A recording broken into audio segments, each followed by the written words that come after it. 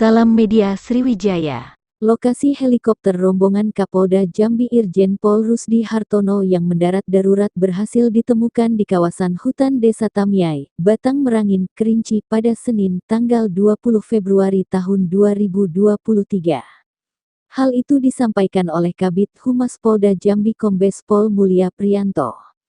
Ia menjelaskan, jika tim menggunakan helikopter dari Polda Sumsel berangkat dan berhasil menemukan titik koordinat pukul 6.50 waktu Indonesia Barat.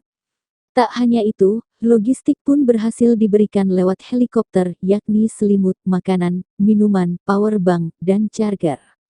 Diketahui sebelumnya, helikopter yang ditumpangi rombongan Kapolda Jambi Irjen Rusdi Hartono mendarat darurat di tengah hutan Bukit Tamya, Muara Emat, Kabupaten Kerinci pada Minggu tanggal 19 Februari tahun 2023.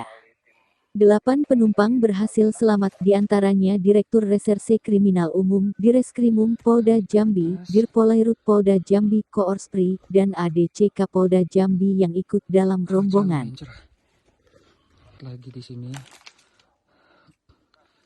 indikasi kakinya patah, tidak bisa bergerak.